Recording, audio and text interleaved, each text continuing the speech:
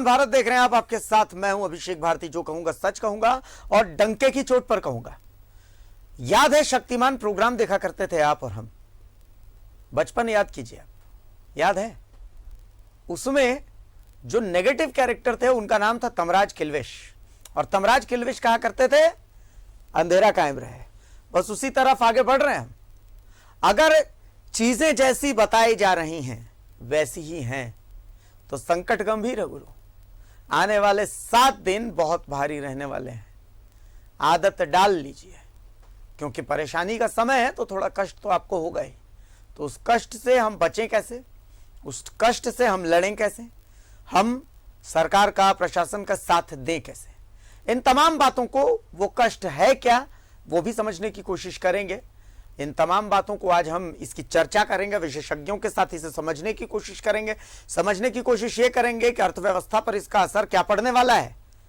आप समझ ही गए होंगे कि बिजली के संकट की बात होने वाली है, और बात होने वाली है डंके के चोट पर।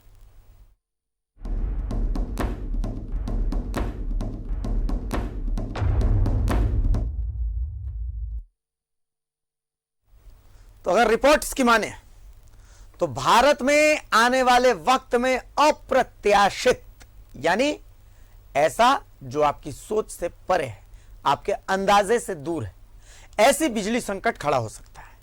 भारत में 135 कोयले पर आधारित बिजली संयंत्र हैं, जिनमें से आधे से अधिक कोयले की तंगी झेल रहे हैं, क्योंकि कोयला भंडार में गंभीर कमी आ गई है। भारत में 70% से अधिक बिजली कोयले से उत्पादित होती है। ऐसे में यह चिंता का विषय है, क्योंकि इससे महामारी के बाद पटरी पर लौट रही अर्थव्यवस्था फिर से पटरी से उतर सकती है। हम समझ आते हैं इसको बहुत आसानी से, चूंकि भारत में अगर बिजली का संकट है तो देश पर अगर बिजली का संकट है तो झारखंड पर भी यह संकट आएगा ही। आप इसे आसान शब्दों में समझिए इस रिपोर्ट के जरिए। अब बिजली घरों में बस 3 दिन का कोयला। त्योहारी सीजन में रुलाएगी बिजली। आने वाले 7 दिन रहेंगे संकट भरे। भारत में बिजली उत्पादन के लिए सबसे ज्यादा इस्तेमाल कोयले का ही होता है, और ऊर्जा मंत्रालय के मुताबिक कोयले पर आधारित बिजली उत्पादन केंद्रों में कोयले का स्टॉक बहुत कम हो चुका है। एक ताजा रिपोर्ट के मुताबिक 4 दिनों के अंदर देश में बिजली संकट आ सकता है। इससे आपके घरों में भी पावर कट हो सकता है। इस बिजली संकट का असर झारखंड पर भी पड़ने वाला है। कैसे, इसे हम आपको समझाते हैं। बाढ़ ग्रिड से 82 मेगावाट की जगह महज 22 मेगावाट बिजली मिल रही है। फरक्का ग्रिड नंबर 1 से 142 की जगह महज 60 मेगावाट बिजली मिल रही है। फरक्का ग्रिड नंबर 3 से 40 की जगह 0 मेगावाट बिजली मिल रही है। टीबीएनएल से 300 की जगह 150 मेगावाट बिजली मिल रही है। विंड एनर्जी से 300 की जगह मात्र 40 मेगावाट बिजली मिल रही है। कुल मिलाकर झारखंड को 485 मेगावाट बिजली कम मिल रही है। पिछले 2 दिनों से हम लगभग 450 से 500 मेगावाट, हमारा सामान्य आवश्यकता 1600 मेगावाट का होता है, जिसमें हम पूरे राज्य में सामान्य बिजली की आपूर्ति कर पाने में सफल होते हैं। अभी उसमें से औसतन 450 से 550 मेगावाट की कटौती, जो पूरे देश में देशव्यापी कोयला संकट है। आप देखेंगे सारा रिपोर्टिंग आपके माननीय समाचार पत्रों में भी आ रहा है, आपके सम्मानित चैनल पर भी आ रहा है। तो मेरी आपसे यही गुजारिश है, यही आपसे आग्रह है कि ये चीज़ें जो हैं वो कुछ चीज़ें ऐसी होती हैं जो हमारे सिस्टम के नियंत्रण के बाहर की होती है। आज हमारा सिस्टम, ट्रांसमिशन का सारा सिस्टम मजबूत है, व्यवस्थित है, लेकिन ये कोयले की कमी से पावर प्लांट में उत्पादन घटने की सूचना पिछले 3 महीने से आकलित की जा रही थी। प्रमाण के साथ, दस्तावेजों के साथ दूरदर्शन समाचार पत्रों में पेश किया जा रहा था। अब उसी के आधार पर आज ये मनः स्थिति, और आज ये हर आदमी महसूस कर रहा है, और हमें चैलेंजेस देखना पड़ रहा है कि हमारे पावर प्लांट में मात्र 3 दिन 2 दिन का कोयला शेष बताया जा रहा है, और आने वाला 5-7 दिन भयावह संकट की तरफ हमें ले जा रहा है। अब सवाल यह है कि आखिर इस क्राइसिस की वजह क्या है? आखिर क्यों ये कोयला संकट है? कोयला खदानों के अंदर पानी भर गया है, इस कारण कोयले का स्टॉक भीग गया है। भीगे कोयले की वजह से टरबाइन पूरी एनर्जी से काम नहीं कर पा रहा है, जिस वजह से पावर प्रोडक्शन कम हो गया है। पकरी और बरवाडी कोल माइंस में हड़ताल जारी है, इसकी वजह से भी सप्लाई प्रभावित हो गया है। बिहार के एनटीपीसी बाढ़ में यहीं से कोयला सप्लाई होता है। की कमी और जो लगातार बारिश कोल बहुल क्षेत्रों में हुई है। इस साल का जो मानसून वर्षा है वो पिछले तकरीबन 2 साल 3 साल के औसत मानसून से 30 से 40% ज़्यादा है। और माइनिंग एरियाज में जो कोयले हैं वो वेट कोल में कन्वर्ट हो गए हैं। वेट कोल से हमारा बॉयलर फायर नहीं हो सकता। फायर होता भी है तो उससे जो एनर्जी जनरेट होता है वो उस क्वालिटी का नहीं है जो जनरेटर के रोटर को उसके फुल एफिशिएंसी पर घुमा सके। मतलब इन नटशेल बहुत सामान्य शब्दों में मैंने आपको अपने बिजली का जो इंजीनियरिंग और टेक्नोलॉजी है आम जन के लिए आपको उपलब्ध कराया। अब इस काम में पूरे झारखंड में सबसे कुशल बिजली के इंजीनियर लगे हुए हैं कि आपको परेशानी ना हो, पर उनके साथ साथ हमारी भी कुछ जिम्मेदारियां हैं जिसे हमें समझना चाहिए और निभाना भी चाहिए। में हम धैर्य के साथ हम आपसे यही आग्रह करे हैं कि जन जन तक यह समाचार रहना चाहिए कि जब भी बिजली मिले सिस्टम पर अत्यधिक कृपया लोड नहीं दे। अपनी आवश्यकता डिस्ट्रीब्यूटेड, मेरा यह अपील है कि जब भी बिजली मिले तो घर में एक साथ सभी बिजली के भार है नहीं दें, डिस्ट्रीब्यूटेड लोड दें। डिस्ट्रीब्यूटेड मान लीजिए आपके घर में 5 किलोवाट का लोड लगा है तो पीक लोड जब 6 बजे शाम में शुरू होता है उसी समय हमारी समस्या है। तो अगर आपकी आवश्यकता 500 किलोवाट से हो सकती है तो 500 किलोवाट ले। अनावश्यक एयर कंडीशनर, अनावश्यक लग्जरी आइटम्स का यदि आप उपयोग नहीं करते हैं तो हमारे सिस्टम का फ्रीक्वेंसी 50 हर्ट्ज मेंटेन रहेगा। हमें जो डिमांड के अनुसार जो सप्लाई मिल रही है हम उसको मैच करके चलेंगे। और हम और आप इस क्राइसिस पीरियड में जो पावर जनरेशन का क्राइसिस है जिससे कि आपको असुविधा हो रही है उससे कुछ हद तक स्थिति पर हम नियंत्रण और काबू पा सकते हैं। समस्या है तो समाधान भी है, समाधान की कोशिशें हो रही है, पर हमें संयम रखना है। अगर कठिन घड़ी आ जाए तो संयम से ही जीत होगी। रांची से न्यूज़ 11 भारत के लिए सहयोगी राजेश के साथ शहनवाज अख्तर की रिपोर्ट। तो कुल मिलाकर के मुश्किल भरा वक्त आ सकता है। देखिए, दावा तो कोई नहीं कर रहा, हो सकता है। जैसा कि मैं चीजों को समझ रहा हूं, जैसा कि बातचीत से समझ में आ रहा है, तो यह पता चल रहा है कि जो कोयला है उसने पानी एब्जॉर्ब कर लिया, चूंकि खानों में पानी भरा हुआ है। तो जो कोयले की सप्लाई हो रही है वो गीले कोयले की सप्लाई हो रही है, और गीले कोयले की सप्लाई हो रही है तो जिसके कारण से टरबाइंस जो हैं उनको जिस भाप से टरबाइंस को घुमाया जाता है तो वो भाप प्रॉपर प्रोडक्शन नहीं हो पा रहा। इसे समझने के लिए बहुत आसान तरीका यह है कि भाई बिजली का जो प्रोसेस है उस प्रोसेस को हमें समझना पड़ेगा कि बिजली का जनरेशन होता कैसे है। जो थर्मल पावर प्रोजेक्ट्स हैं, बिजली का बेसिक प्रोसेस यही होता है कि बहुत प्रेशर जहां पर होता है उस टरबाइन को घुमाया जाता है। टरबाइन के घूमने से बिजली जनरेट होती है। अब टरबाइन को अलग अलग प्रोसेस से घुमाया जाता है। जैसे यह है कि पानी को बहुत हाई प्रेशर में खौलाया जाता है और उसके जो भाप है उसके भाप के प्रेशर से अगर टरबाइन को घुमाया जाए तो बिजली जनरेट होगी। अब ये जो पानी खौलता है ये कोयले के जलने से खौलता है। अब यही कोयला जब प्रॉपरली जलेगा नहीं तो जाहिर सी बात है पानी ढंग से खौलेगा नहीं, और पानी ढंग से खौलेगा नहीं तो टरबाइन ढंग से घूमेगा नहीं, टरबाइन ढंग से घूमेगा नहीं तो बिजली प्रॉपर उत्पादित नहीं होगी। जो एक कॉमन सेंस मेरा समझ पा रहा है वो यही है। बाकी एक्सपर्ट्स हमारे साथ हैं, हम उन्हीं से समझने की कोशिश करेंगे कि भाई क्या है और इसका असर क्या पड़ने वाला है। मेरे साथ विकास विजयवर्गीय साहब जुड़े हुए हैं, सह सचिव हैं झारखंड चैंबर ऑफ कॉमर्स के। अश्विनी राणा साहब मेरे साथ दिल्ली से जुड़ चुके हैं, वरिष्ठ अर्थशास्त्री हैं। मेरे साथ श्रवण देबुका साहब धनबाद से जुड़ चुके हैं, उद्योग जगत से जिनके ताल्लुक हैं। और मेरे साथ अमितेश सहाय साहब अध्यक्ष JITA से जुड़ चुके हैं धनबाद से। चलिए, सबसे पहले मैं एक बार समझने की कोशिश करता हूं, मैं दिल्ली का रुख करता हूं। अश्विनी राणा साहब मेरे साथ जुड़े हुए हैं। राणा साहब, कोरोना के बाद, कोरोना का एक बहुत भयावह दौर इंसानियत के लिए और अर्थशास्त्र के लिए, दोनों के लिए, आर्थिक स्थिति हमारी ऐसी डमाडोल कर दी कि नेगेटिव की जीडीपी तक हमें देखने को मिल गई। नेगेटिव जीडीपी का मतलब तो आप ही समझा सकते हैं कि ये कितनी भयावह थी। लेकिन इस कोरोना की जंग से बाहर निकल करके अब ऐसा लग रहा है कि हम आगे बढ़ रहे हैं, धीरे धीरे ही सही। लेकिन उसके बाद ये संकट, और जब हम चीन के संकट को देखते हैं और उसके बाद फिर हमें एहसास होता है कि यह संकट कितना गहरा है, तो एक अर्थशास्त्री इसको किस परिप्रेक्ष्य में देखते हैं राणा साहब? देखिए, ये जो संकट है, जो आपने कहा कि कोरोना में जो हमने स्थिति देखी है, कोरोना में जीडीपी माइनस गई है, वो उससे कोई चीज छुपी नहीं है। लेकिन आज जो स्थिति उत्पन्न हुई है कोयले की कमी के कारण, कोयले की कमी कहें या आपने जैसे कहा कि गीला कोयला आ रहा है, तो खदानों में बहुत बारिश होने के कारण खदानों में पानी गया, वो गीला कोयला भी आ रहा है।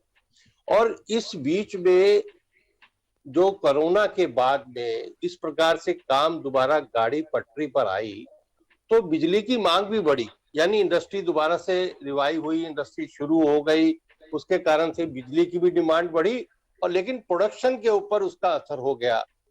अब इसका असर दोनों तरफ से होगा। अगर पूरी सप्लाई नहीं होगी, पूरी बिजली की प्रोडक्शन नहीं होगी, वो सप्लाई नहीं होगी, तो उन इंडस्ट्री पर जो कि बिजली के कारण सफर करेंगी, प्रोडक्शन सफर होगा, प्रोडक्शन सफर होने के कारण उन चीजों की महंगाई बढ़ेगी, और वो जो यूनिट जो प्रोडक्शन कर रहे हैं, जो सप्लाई कर रहे हैं, और जिनके ऊपर बैंकों का दबाव है, बैंकों का लोन है, अगर वो पूरी तरह से जनरेशन भी नहीं कर पाएंगे, सप्लाई भी नहीं कर पाएंगे, तो उसके कारण बैंकों की स्थिति भी खराब होगी। यानी जो पैसा जो है, जो लोन है, जो अगर उसकी वो इंस्टॉलमेंट वहां नहीं दे पाएंगे, तो बैंकों की स्थिति भी खराब होगी। तो कुल मिलाकर ये जो कोयला संकट है उसका असर दूर दूर तक होने वाला है। तो मुझे लगता है कि इस असर से कैसे बचना चाहिए, सरकार इसके ऊपर मुझे लगता है कि कुछ गंभीरता से कर रही है प्रयास, लेकिन ये कोई एक दिन का काम नहीं है कि कोयला खोदा और हमने कोयले की खदान से निकाला और जनरेशन कंपनीज के पास दे दिया और जो है बिजली की जनरेशन शुरू हो गई। तो इसमें लंबा प्रोसेस लगेगा, लेकिन उसके साथ साथ मुझे लगता है कि अगर सरकार कुछ रिस्ट्रिक्शंस लगाकर कि भाई आप कुछ घंटों का ब्रेक डाउन लगाकर बिजली को यूज किया गया, तो मुझे लगता है कि संकट से हम जूझ पाएंगे। नहीं तो आने वाले दिनों में इसका असर सभी क्षेत्रों में होगा, सभी मतलब प्रोडक्शन में भी होगा, प्रोडक्शन के कारण इंडस्ट्री के ऊपर होगा, इंडस्ट्री के कारण जो एक गाड़ी अभी चली थी उसकी गति पर होगा, तो कुल मिलाकर सब तरह इसका असर होगा। विकास विजय वर्गीय साहब, मतलब झारखंड के परिप्रेक्ष्य में बात करें तो मतलब कितना महत्वपूर्ण है ये बिजली, और ये बिजली संकट आप लोगों के लिए कितना चुनौतीपूर्ण रहने वाला है? क्योंकि जैसी बातें अभी सामने आ रही हैं, हम ट्रांसमिशन एमडी को साहब को सुन रहे थे, वो कह रहे थे कि भाई देखिए 6 से 10 का ये जो टाइम होता है, तो संभव हो तो एसी अनावश्यक ऑन ना करें, संभव हो तो जो इलेक्ट्रॉनिक्स के प्रोडक्ट्स हैं उनका कम से कम इस्तेमाल करें। तो मतलब इतनी विकट स्थिति आ गई है। देखिए, सबसे पहले मेरे को समझ में ऐसा आता है कि हम लोग कोरोना काल में ही देखे एक बहुत बड़ी परेशानी में आए थे। 70 साल से ज़्यादा हमारी देश की आज़ादी को हो गए, और हम कोरोना में भी देखे हमारा मेडिकल सिस्टम कितना अच्छा हमारे देश का, ये हमने देखा है। आज फिर से एक परेशानी आ रही है, कोयले के कारण बिजली उत्पादन में प्रभावित हो रहा है, जिससे हमारे उद्योग प्रभावित होंगे। मेरा समझ में मुझे ये नहीं आता है कि सरकार की तैयारियां क्या है, जो नीति निर्धारक है, जो बैठे हुए जो प्लानिंग कर रहे हैं, उनके पास ये कोल का स्टॉक का पोजीशन बारिश के पहले क्यों नहीं था? आज इसका सफर उद्योग को करना पड़ेगा, व्यापार को करना पड़ेगा, आम जनों को भी इसका प्रभाव पड़ता है। अभी आप देखिए, लोहे आधारित उद्योग जो है स्टील का, उनका करीब करीब 3 रुपया रेट लगभग बढ़ चुका है। ठीक है, कोयला का परेशानी है, परंतु उद्योग डीजल से नहीं चल सकते। उद्योग अगर डीजल से चलेगी तो फिर ये उद्योग अपने लिए तो क्या, समाज के लिए भी कुछ नहीं कर सकते हैं। बैंक या सरकार की जो भी पॉलिसी है, सरकार के जो भी टैक्स है, किसी ने कोई भी कहीं ने राहत नहीं दिया है, किसी ने कुछ भी छोड़ा नहीं। ऊपर से नोटिसेस और इस तरह के अलग अलग प्रावधान है, उसके बाद इस तरह का बिजली संकट, तो ऐसे में उद्योग को चलाना बहुत मुश्किल है। और अगर ऐसा परेशानी बराबर आता और सरकार की तैयारी नहीं है, तो हमें क्या बोलते हैं, बिल्कुल उद्योग चलाने के लिए सोचना पड़ेगा कि हम कैसे चलाएंगे इन चीज़ों को। डीजल पे हम अपने उद्योगों को नहीं चला सकते, बहुत मुश्किल से हम बचे हैं। कोरोना के बाद हमारा रिवाइवल हो रहा था। मुझे याद आता है विकास जी कि आज से 2 साल पहले, 2 साल के 1 साल पहले, 2 साल पहले कोरोना काल से पहले कई ऐसी इंडस्ट्रीज हैं जो बिजली के कारण, बिजली के टैरिफ के कारण बंद हो गई। मैंने देखा रामगढ़ में, देखा रांची इंडस्ट्रियल एरिया में, तोपुदाना इंडस्ट्रियल एरिया में देखा, मैंने देखा आदित्यपुर में देखा। तो बिजली बहुत महत्वपूर्ण है, मतलब आप तो समझ ही सकते हैं इस चीज को। सर, नियामक आयोग के एक बैठक में मैं भी उपलब्ध था, जहां बिजली का रेगुलेशन तय होता है। उस बैठक में मैंने देखा एक रामगढ़ के व्यापारी है, वो प्लास्टिक का उनका मैन्युफैक्चरिंग है, बिजली आधारित है। लिटरली वो रो रहे थे। उनका कहना था हम डीजल से नहीं चला सकते, हम अपने ताला नहीं लगा सकते अपने फैक्ट्री में, हम अपने परिवार को कैसे चलाएंगे, हम अपने घर को कैसे चलाएंगे। हमारे इतने स्टाफ है, लगभग 200-300 उनके फैक्ट्री में स्टाफ है। वो बोले हम अपने स्टाफ को कैसे रोजगार दे पाएंगे इस स्थिति में। तो ऐसे में बिल्कुल क्या बोलते ताला लगने की स्थिति हो जाएगी। अगर सरकार, केंद्र सरकार एवं राज्य सरकार को अविलंब इस पे सोचना चाहिए कि बिजली का, ठीक है 1-2 दिन का समस्या होता है कोई, तो उस चीज को हम लोग समझते हैं कि ठीक है ये परेशानी लगातार कभी कुछ ही अगर व्यापार और उद्योग को बराबर आते रहेगा तो सरवाइव करना बहुत, मतलब ये तो ऐसा लग रहा है कि जैसे सीधा गला ही दबा देना उद्योग। बिल्कुल ऐसे ही प्रतीत हो। तमाम लोग हमारे साथ बने रहे। मैं श्रवण देबुका साहब के पास भी आऊंगा और मैं अमितेश सहाय साहब के पास भी आऊंगा, लेकिन वक्त का तकाजा ये कह रहा है कि एक छोटे से ब्रेक के लिए हमें यहां पर रुकना पड़ेगा। हम एक छोटा सा ब्रेक लेते हैं और छोटे से ब्रेक के बाद हम जल्द हाजिर होते हैं, फिर हम इस बातचीत को आगे बढ़ाते हैं। ब्रेक लीजिए। देखिए, जो कहूंगा सच कहूंगा और डंके की चोट पर कहूंगा, और डंके की चोट पर उद्योगपतियों की समस्याएं आप सुन रहे हैं।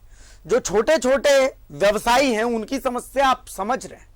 आप सोचिए कि पहला लॉकडाउन जिसने उनकी कमर तोड़ दी थी, दूसरा लॉकडाउन जिसने उनकी रीढ़ तोड़ी, और अब ये रोज की कोई ना कोई समस्या।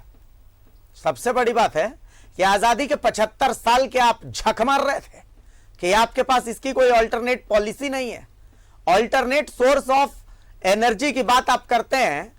घर में जो छोटे छोटे 2-2, 2.5 साल के बच्चे हैं उन्हें पता है कि कोयला non renewable resource of energy है, जो कि आज नहीं तो कल खत्म हो जाएगा। तो आपके पास प्लान ऑफ एक्शन क्या है कि आप कोयले को बचाएं? आपके पास कोई प्लान ऑफ एक्शन नहीं है, सिर्फ वो कागजों पर है। आपके पास सिर्फ वादे हैं और दावे हैं।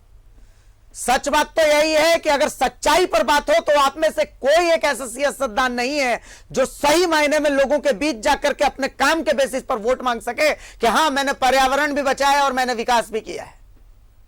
सीधी सी बात है कि आपको नहीं पता था कि कभी ना कभी बारिश होगी और अच्छी बारिश होगी, अच्छी बारिश हो जाएगी तो कोयला भीग जाएगा। यह कोई रॉकेट साइंस तो नहीं था। मेरे साथ श्रवण देबुका साहब धनबाद से जुड़े हुए हैं और मेरे साथ अमितेश सहाय भी धनबाद से जुड़े हुए हैं। देबुका साहब, आप तो कोयलांचल से आपका ताल्लुक है, क्या कोई रॉकेट साइंस है? किसी को पता नहीं था कि भाई ऐसा भी हो सकता है कि कोयले के खदानों में पानी भर जाएगा, बिजली की संकट आ सकती है। ये जो नीति निर्धारक हैं, बड़े बड़े नाम लेकर के और घूमते हैं कि मैं भारत की नीति डिसाइड करूंगा, मैं भारत का किस्मत डिसाइड करूंगा, कहां हैं वो लोग? एक उद्योगपति, एक व्यवसायी, एक छोटा सा उदाहरण दे रहा हूं, एक धोबी जिसका धंधा या तो कोयले पर अपने आयरन को गर्म करके चलता है या फिर बिजली से अपने आयरन को गर्म करके चलता है। अगर कोयले का संकट है और बिजली का संकट है तो आने वाले दिनों में वो आयरन करके क्या अपने बच्चों को कैसे खिलाएगा पिलाएगा? कोयलांचल के लिए यह कितना कठिन रहेगा, कितना कष्टप्रद रहेगा, क्योंकि एक लंबे समय से कोयलांचल पूरा क्षेत्र जो है वो बिजली की तंगी झेल रहा है। कभी डीवीसी बिजली काट देता है और अब तो खैर पूरा देश की बिजली संकट है। देबुका साहब, देखिए, ऐसा है कि जो व्यवस्था वर्तमान में नजर आ रही है वो कुव्यवस्था का आलम है। सब कुछ सब कोई जानते हैं, मगर हमारे यहाँ राजनीति और अफसरशाही इस तरह हावी है कि व्यवस्था तो ये चाहते ही नहीं कि बने, क्योंकि अगर व्यवस्था बन जाएगी तो इनकी दुकान बंद हो जाएगी। आज आप औद्योगिक नीति लागू करने की बात कर रहे हैं, उद्योग बढ़ाने की बात कर रहे हैं, बिजली आपके पास है ही नहीं, उद्योग चलेगा तो क्या चीज से चलेगा? आज आप इलेक्ट्रिक वाहन लाने की बात कर रहे हैं, आपके पास तो उद्योग चलाने के लिए बिजली नहीं है, तो बिजली का वाहन आप बनाएंगे कहाँ से? बिजली का वाहन चलेंगे कैसे? बिजली के वाहन चार्ज कैसे होंगे? जो परिस्थितियां हैं वो मैं ये एकदम साफ शब्दों में ये कहता हूं कि पूरा कुव्यवस्था का आलम है। सरकार जितने उपदेश देती है, हम कहते हैं सरकार के अफसर ही उसका पालन नहीं करते हैं। बिजली का रेट बढ़ाना हो तो ये कहते हैं हम घाटे में चल रहे हैं, बिजली का दाम बढ़ाएंगे, जबकि हकीकत ये है कि बिजली अव्यवस्था का शिकार होती है।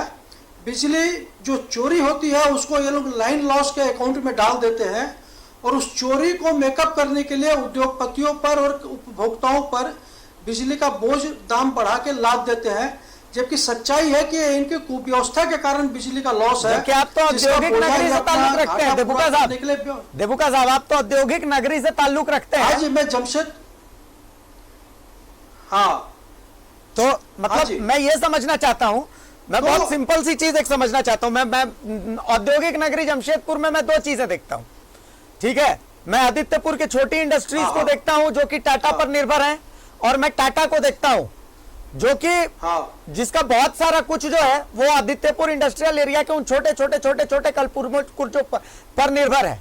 टाटा जैसी बड़ी औद्योगिक इकाई के लिए जो छोटी छोटी औद्योगिक इकाइयां आदित्यपुर में है, उनको बढ़ावा देना बेहद जरूरी है। लेकिन अभी मैंने देखा, आज से 2 साल पहले की बात है कि बिजली की कमी के कारण आदित्यपुर में कई इंडस्ट्रीज के दरवाजे पर ताला लग गया था, सिर्फ बिजली, बाकी चीजें छोड़ देते हैं। यह स्थिति आदित्यपुर ने देखी है, इंडस्ट्रियल मतलब औद्योगिक नगरी ने देखी है देबुका साहब? हाँ जी, ये बिल्कुल सही बात है।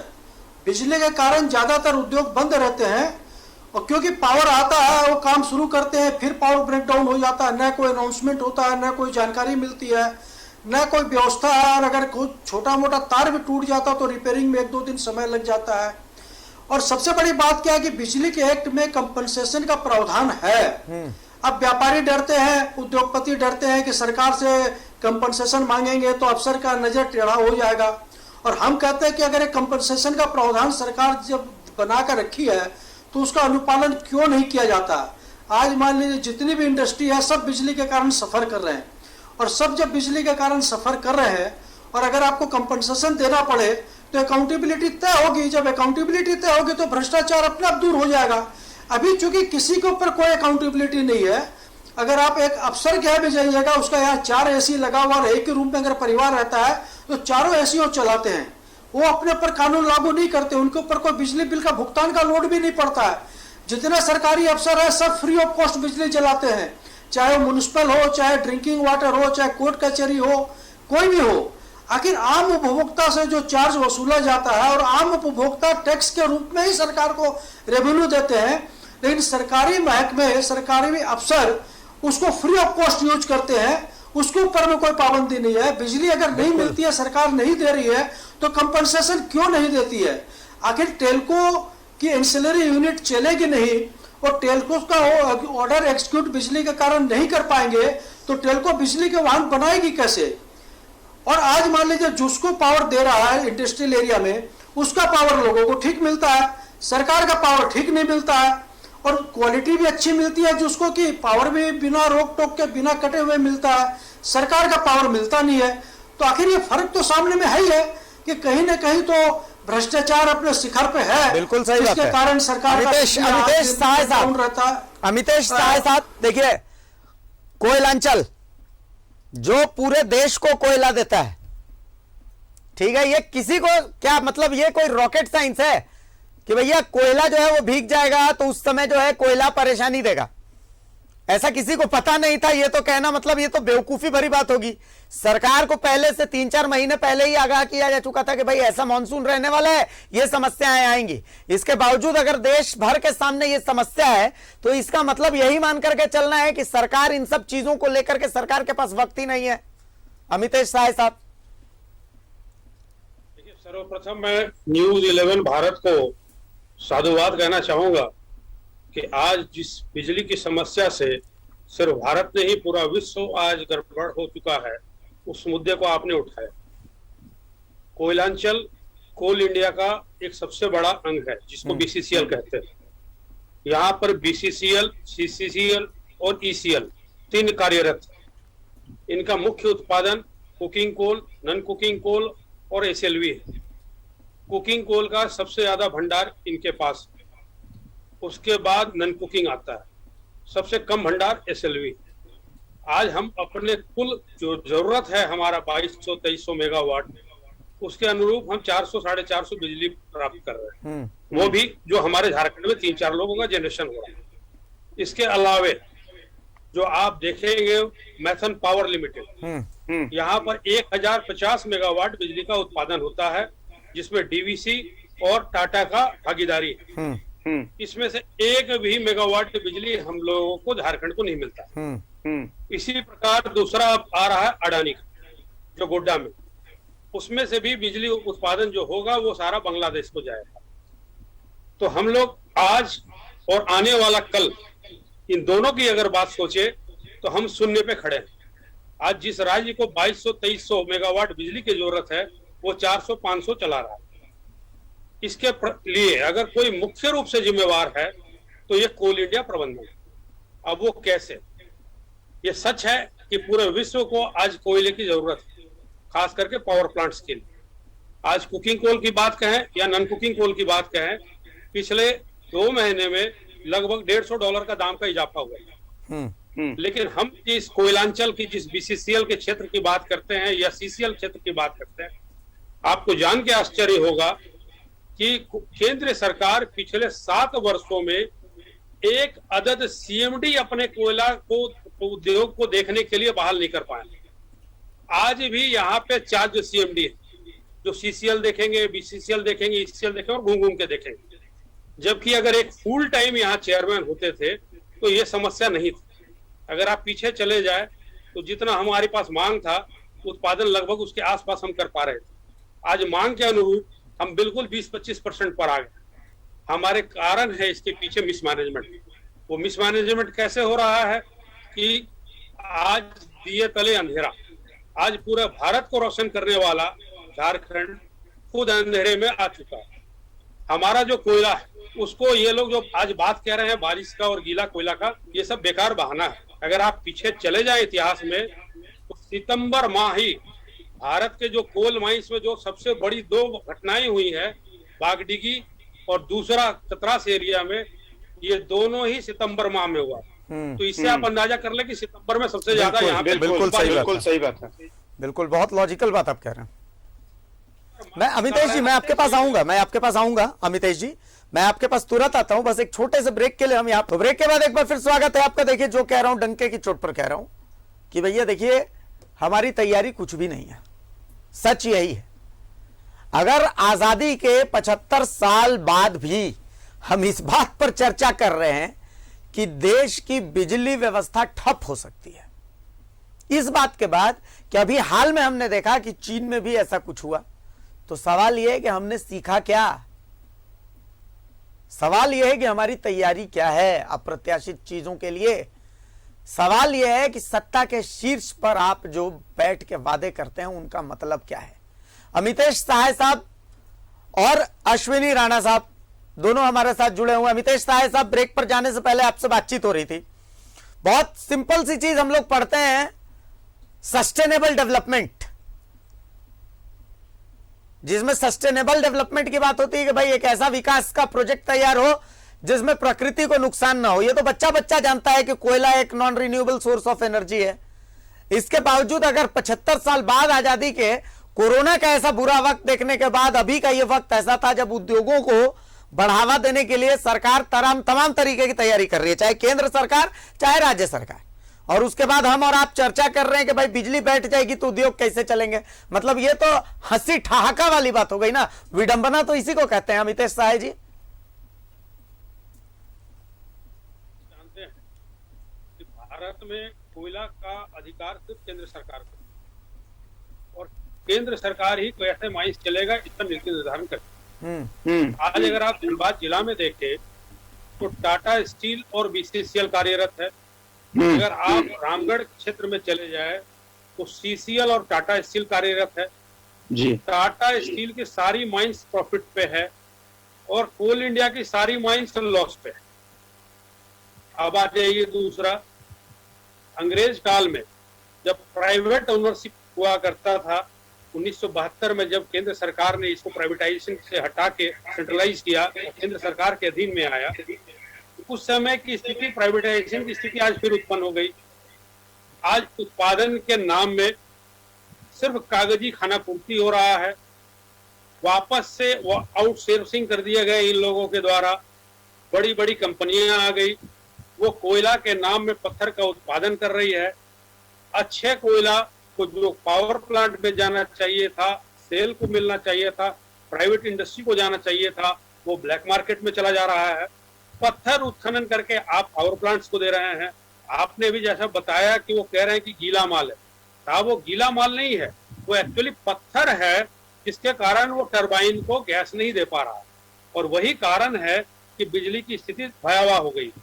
आज मतलब सिंपल सा लॉजिक ये है, देखिए अमितेश जी, सिंपल सा लॉजिक ये है, मैं बहुत दिन पे, आज कुछ दिन पहले मैं एक वायरल वीडियो दे रख रहा था, तो उसमें एक पत्रकार, बड़े इंटरेस्टिंग से पत्रकार है, वो कह रहे थे कि देखिए ये प्राइवेट गेस्ट हाउस है और वो सरकारी गेस्ट हाउस है, सरकारी गेस्ट हाउस डूब गया, काहे कि वो डूबने के लिए बनाया गया था। तो भैया ये जो पावर सिस्टम है, ये जो बिजली की व्यवस्था है, असल में ये गीला होने के लिए बनाई गई है, तो कोयला गीला होगा ही। देखिए अश्विनी राणा साहब हमारे साथ दिल्ली से जुड़े हुए हैं, अश्विनी राणा साहब हमारे साथ दिल्ली से जुड़े हुए हैं। राणा साहब, इकोनॉमिक्स में हम पढ़ते हैं सस्टेनेबल डेवलपमेंट। राणा साहब, इकोनॉमिक्स में हम पढ़ते हैं सस्टेनेबल डेवलपमेंट, पर आप मजाक देखिए, इससे बड़ा मजाक आप क्या देखेंगे, इससे बड़ी विडंबना आप क्या देखेंगे कि मतलब हद बात यह है कि आज तक केंद्र सरकार इस सस्टेनेबल डेवलपमेंट नहीं समझ पाई है। राणा साहब, ऐसा नहीं है। देखिए कि अभी जब हम बाकी एनर्जी के सोर्स की बात करें तो उस तरफ हम जा रहे हैं। सोलर एनर्जी की जो प्रोडक्शन है उसका कंट्रीब्यूशन देश में बढ़ा है। रेलवे भी अपना 25 से 30% तक और 2 या 3 सालों में इलेक्ट्रिफिकेशन से लेकर उसकी तरफ जाने वाली है। लेकिन क्या है कि ये इतना बड़ा एक तो देश है, और जो ये चीज है ये ओवरनाइट नहीं हो सकती है। उसके लिए स्टेट का भी रोल है, सेंटर का भी रोल है। अब जैसे साहिब जी कह रहे थे कि निजी क्षेत्र में जा रहा, यदि पहले निजी क्षेत्र प्रॉफिट में था, फिर सरकारीकरण हुआ, सरकारीकरण के बाद फिर निजी क्षेत्र में जा रहा है, तो ये जो चीजें हैं, ये जो शिफ्ट ऑफ पेंडुलम है, इसके कारण भी नुकसान हो रहा है। कारण क्या है कि एक गाड़ी अगर ठीक तरह से चल रही है, उस गाड़ी को हम डिरेल खुद ही तो कर रहे हैं। यानी सरकार अगर किसी गाड़ी को खुद ही डिरेल कर रही है तो उसका नुकसान तो सभी को भुगतना पड़ेगा। तो इसलिए ये जो सरकारीकरण से निजी क्षेत्र की ओर लेके जो जाना है वो कोई अच्छा नहीं है। उसके कारण जो सरकारी क्षेत्र में था उसको और ठीक किया जा सकता था, जिसके कारण से सरकार का उस पर कंट्रोल रहता। अब ये निजी क्षेत्र में है, निजी क्षेत्र में वो कह रहे हैं कि भाई वो, और सबसे बड़ी बात राणा साहब, आजादी के 75 साल अभी हमने मनाए, बड़ा शान से हम तिरंगा लहरा रहा था, सैल्यूट कर रहे थे, प्रधानमंत्री, मुख्यमंत्री सब लोग सैल्यूट कर रहे थे, बहुत अच्छी बात है, बहुत अच्छी बात है। लेकिन देखिए विडंबना तो यही है ना कि 75 साल का जश्न हम मना रहे हैं, लेकिन मतलब ये कोई अप्रत्याशित संकट नहीं है, ऐसा संकट नहीं है जिसके बारे में कोई सोच नहीं सकता कि भाई ऐसा भी हो सकता है। कुछ प्लानिंग तो रहनी चाहिए थी, कम से कम चीन से तो हमें सीखना चाहिए था। चीन और हमारे देश में बहुत फर्क है। कारण क्या है कि यहाँ जो राज्य हैं, राज्यों की जो रिस्पॉन्सिबिलिटीज है, या जो राज्य जिस तरह से हर चीज के अंदर इन्वेस्टमेंट करना चाहिए उस तरह के नहीं सोचते। आज बिजली का जो पूलिंग सिस्टम है वो बहुत सारे राज्य उसमें पूल कर रहे हैं, कुछ पूल से ज्यादा ले रहे हैं। तो जो सरकार, केंद्र सरकार और राज्य सरकार की जो एक समन्वय है उसको भी बनाने की जरूरत है। लेकिन मुझे लगता है कि ये जो आज संकट आया है, आज तक ऐसा संकट आया नहीं, तो इस संकट से निकलने के लिए भी केंद्र सरकार को भी जिम्मेवारी लेकर और उसके लिए योजना बनानी चाहिए, और राज्य सरकारों को भी उसके ऊपर, जैसे कुछ लोग कह रहे थे कि एसी वाला मामला है, तो निश्चित रूप से जब ये संकट की घड़ी है तो संकट की घड़ी में सभी को मिलकर ही इस संकट से पार पाना है। यदि हम इसके ऊपर रिस्पॉन्सिबिलिटी दूसरे पे शिफ्ट करते रहेंगे, केंद्र सरकार पे और राज्य सरकार केंद्र पर, केंद्र राज्य में, वैसा नहीं चलेगा। तो सबको मिलकर करना पड़ेगा।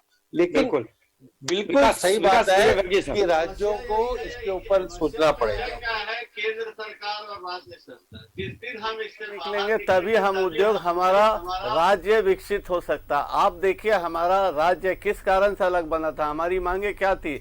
हमारे पास माइंस मिनरल्स है, हमारे पास कोयला है, आयरन है, और ये पूरे देश के अंदर में सबसे ज्यादा भंडार हमारे पास है। लगातार खनन हो रहा है, लगातार हमारे माल बाहर जा रहे हैं, राज्य के बाहर जा रहे हैं। हो क्या रहा, हमारा राज्य किस पायदान पे आज खड़ा है? हमारे पास सब कुछ रहते हुए भी आज हम बिजली के संकट में, कोयला के कारण आज हमें नुकसान झेलना पड़ रहा है। हमारे उद्योग बंद हो रहे, एक तो हमारे पास नए उद्योग नहीं आ रहे, जो है वो भी बंदी के पोजीशन पे पहुंच रहे। ऐसा क्यों? मेरा सिंपल एक क्वेश्चन है, हमारा राज्य क्यों बना था? उस पर एक बार नीति निर्धारक को, चाहे वो केंद्र सरकार हो, राज्य सरकार हो, सभी को बैठ के एक साथ सोचना चाहिए इस विषय को, कैसे हम विकास करेंगे। हमारा राज्य आज भी उत्तरी क्षेत्र हो या क्या बोलते हैं आपका western part of the country है, southern part of the country है, हम कहाँ कम्पीट कर रहे हैं? आखिर केंद्र सरकार ने भी हम पे क्या ध्यान दिया वो हम भी देख रहे हैं, और राज्य सरकार भी क्या कर रही है वो सब देख रहे हैं हम लोग। गंभीरता से सोचना चाहिए। गजब की बात यह है कि हम उस झारखंड में चर्चा कर रहे हैं जो झारखंड पूरे देश को कोयला देता है, और देखिए कोयले की कमी के कारण ही झारखंड में भी बिजली संकट आने वाला है। विडंबना नहीं तो और क्या है ये। श्रवण देबुका साहब, देखिए, मैं तो कुल मिला के एक ही बात कहूंगा कि सारा जो मामला है ये केवल कुर्सी तोड़ने का मामला है। करना चाहिए, सोचना चाहिए, मिलजुल कर इसको मैनेज करना चाहिए। अरे भाई, आपके हाथ में तो कुछ है नहीं, जो करना है सरकार को करना है, सरकार की नीति है, सरकार की व्यवस्था है, और सरकार के लोग चिंता करते ही नहीं है।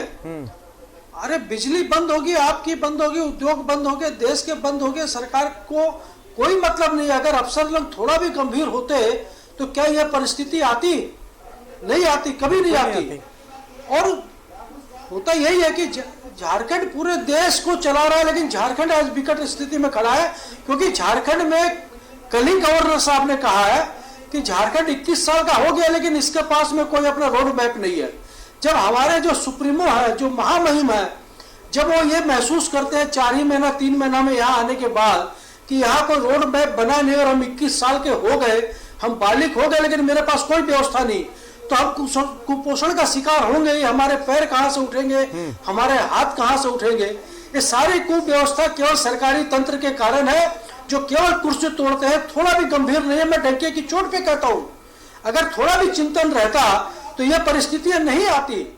हम कहते हैं जो सरकार का कंपनसेशन पॉलिसी है, उस कंपनसेशन पॉलिसी को अविलंब इंप्लीमेंट करवाया जाए, तब इनको पता चलेगा कि कंपनसेशन देने के लिए हमको क्या क्या कारण मेंशन करने पड़ रहे हैं और हम किस तरह पेमेंट करें। आखिर आप बिजली का बिल भेज देते हैं, 15 दिन में पेमेंट नहीं होगा तो आप लाइन काट देते, बहुत आसान है कहना।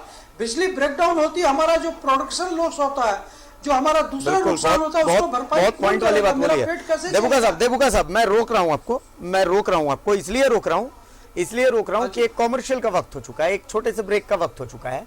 मैं आपकी पूरी बात सुनूंगा, दर्शकों को मैं आपकी पूरी बात सुनाऊंगा भी, लेकिन यहां पर एक छोटे से ब्रेक के लिए हमें रुकना बेहद जरूरी है। एक छोटा सा हम ब्रेक ले रहे हैं, बहुत ज्यादा ब्रेक नहीं है, बस छोटा सा ब्रेक लेते हैं, फिर हम जल्द हाजिर होते हैं। डंके की चोट पर ही बात होगी इस बिजली के साथ। आपका देखिए समय हमारे पास थोड़ा सा कम है, तो एक बार मैं फाइनल कमेंट सारे मेहमानों के साथ ले लूंगा।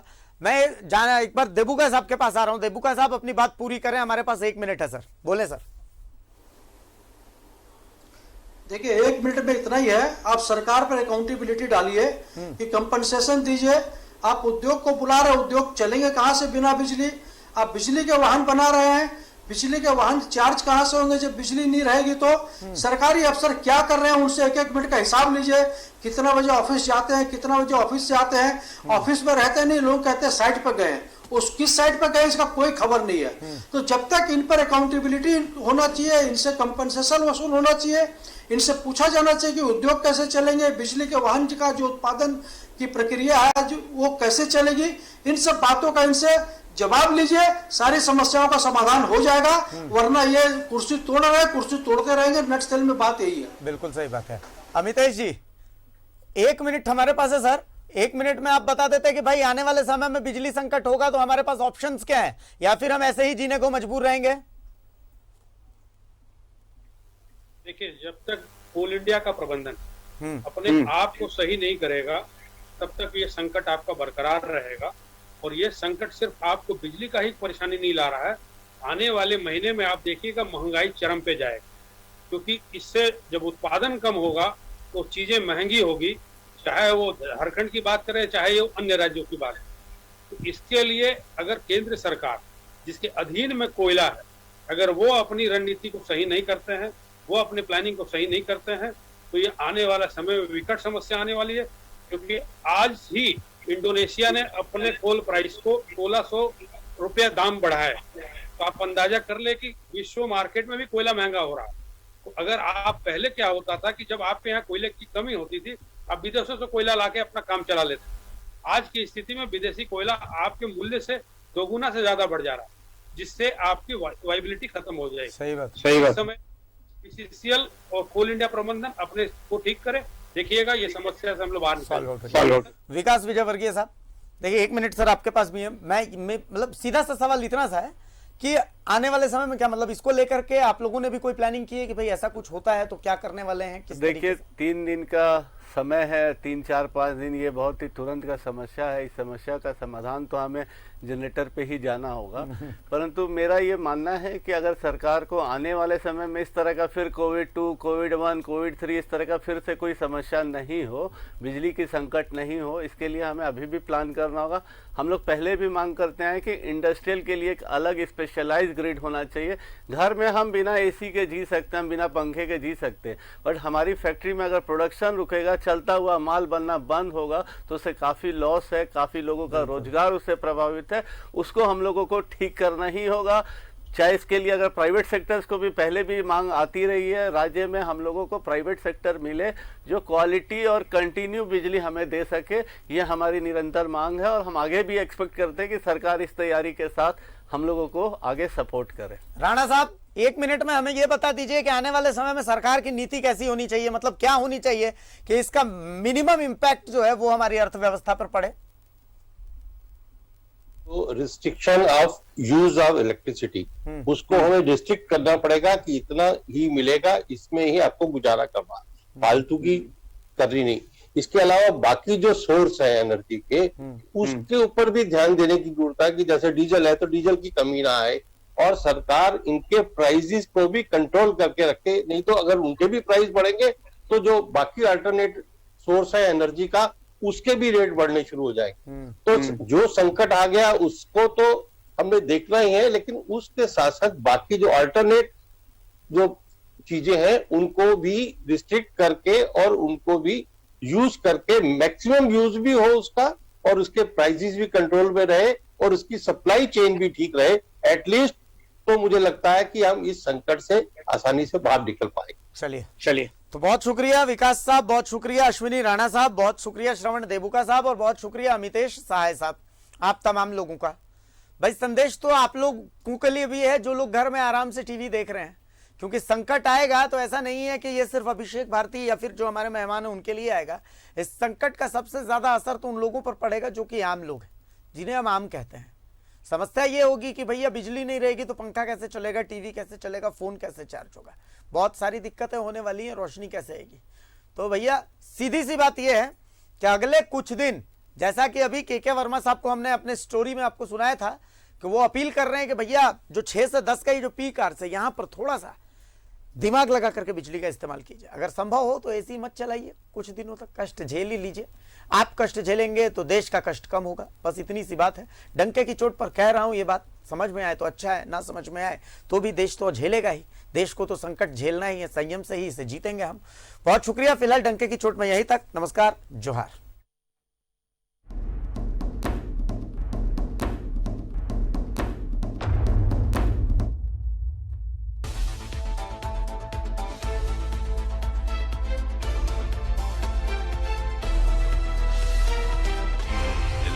सच है तो दिखेगा।